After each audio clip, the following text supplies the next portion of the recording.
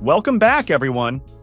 If you're using a Windows 10 and 11 PC or laptop, you might have encountered a common problem with File Explorer. It can be slow or even go into not responding mode, especially when dealing with large files or performing searches.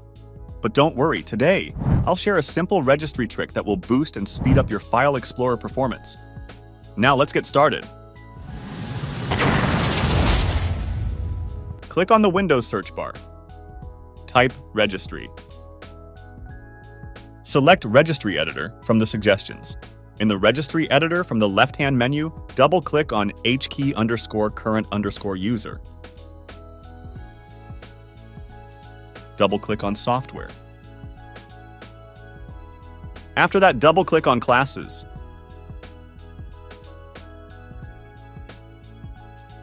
Double-click on Local Settings. Double-click on Software. Double-click on Microsoft. Double-click on Windows. Double-click on Shell. Double-click on Bags. Scroll down. Double-click on Shell. Instead of navigating manually, you can copy the direct path from the description and paste it in the Registry Editor to jump directly to this location. Right-click on Shell, hover over New and select String Value. Rename the new string value to folder type.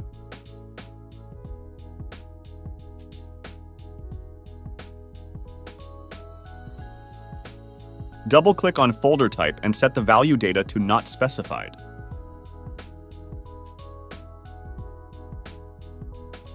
Click OK and close the Registry Editor. Go to the toolbar, search for Task Manager, and open it.